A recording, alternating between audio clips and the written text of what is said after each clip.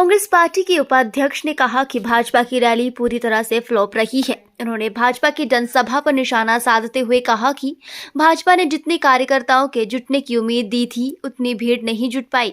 उन्होंने कहा कि कांग्रेस के प्रत्याशियों के नामांकन और जनसभाओं में जिस तरह की भीड़ उमड़ रही है उससे साफ है कि प्रदेश में लोकसभा व विधानसभा उपचुनावों में कांग्रेस की जीत होने वाली है। वहीं महेश्वर चौहान ने भाजपा प्रदेश अध्यक्ष राजीव बिंदल द्वारा 4 जून के बाद 9 उपचुनाव और होने के बयान पर पलटवार किया और कहा कि वो किस आधार पर ये कह रहे हैं, उन्हें ये बताना चाहिए।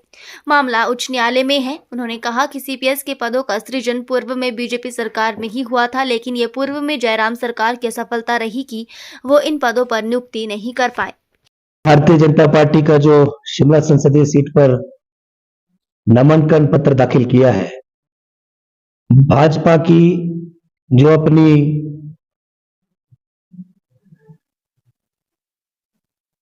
आज की रैली के प्रति जो उनकी अपनी असेसमेंट थी वो भी गलत साबित हुई है और भाजपा की जो आज की रैली वो पूरी तरह से फ्लॉप हुई। शिमला संसदीय सीट पर बहुत से बुनियादी सवाल हैं जो पिछले कई वर्षों से यहां की जनता जानना चाहती है। लगातार भारतीय जनता पार्टी के पास पिछले 1.5 दशक से यह सीट रही है और इनके सांसद की उपस्थिति और सहयोग इस सीट पर नगण्य रहा है और उसी का आज एक प्रतिबिंब नजर आया है।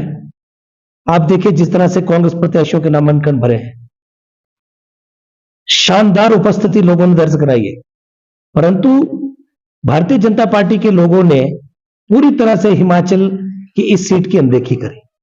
जब प्रदेश में भाजपा की सरकार भी थी तो उनके, मैं कहूंगा कि मानस पटल पे जो उनके मानचित्र था, एक राजनीतिक मानचित्र था, उस पे ये सीट तो उनके अंकित ही नहीं थी और लगातार इस क्षेत्र का जो है भारतीय जनता पार्टी की सरकार में अनदेखी हुई है। उसी तरह से आज अब इनके पास इस सीट पर मुद्दा कोई नहीं है, इनके पास इश्यू कोई नहीं है चुनाव का। इसलिए आज भी मैंने देखा कि जहां एक तरफ हिंदुस्तान के लगभग 100 करोड़ मतदाता अपनी नई सरकार चुनने जा रहे हैं, लोकतंत्र का महापर्व चल रहा है देश के अंदर और विश्व का सबसे बड़ा लोकतंत्र अपनी नई सरकार चुनने जा रहा है। पिछले दशक से 10 वर्षों से भारतीय जनता पार्टी की सरकार देश में है और लगातार महंगाई और बेरोजगारी विकराल रूप धारण कर चुकी है। लेकिन जो हमारे युवाओं के, शिक्षित युवा जो हमारे बेरोजगार हैं, उनके जो मसले हैं वो भी अनसुलझे हैं और जो महंगाई का बहुत बड़ा एक मसला है वो भी अनसुलझा है देश के अंदर। तो आज देश के अंदर भी भाजपा को बहुत बड़ा जोल्ट लगा है और वो समझ रहे हैं कि लगातार हम जो है दूर हो रहे हैं बहुमत से।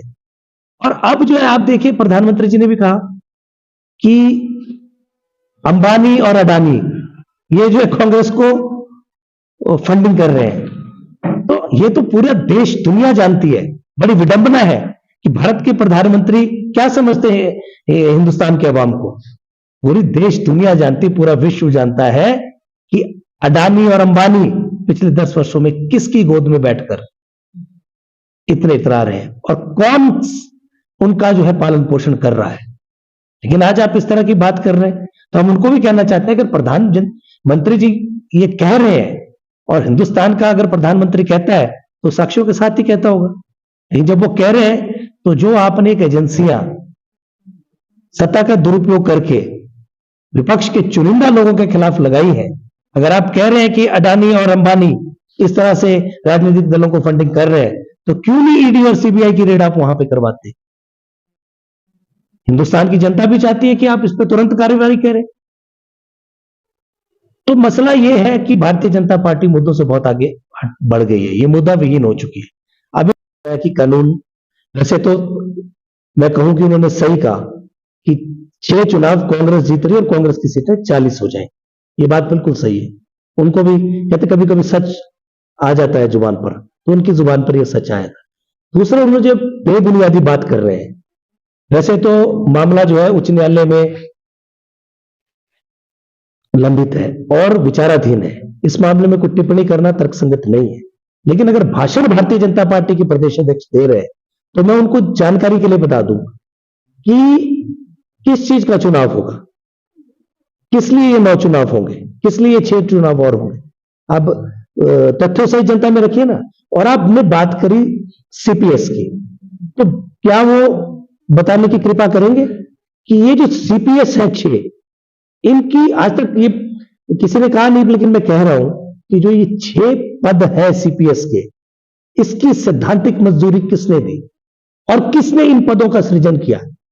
आपके माध्यम से हिमाचल की जनता को बताना चाहते हैं कि इसकी सैद्धांतिक मंजूरी पिछली सरकार, भारतीय जनता पार्टी की सरकार और जयराम ठाकुर जी ने दी है, और उन्हीं के वक्त इन पदों का सृजन हुआ है 6 पदों का।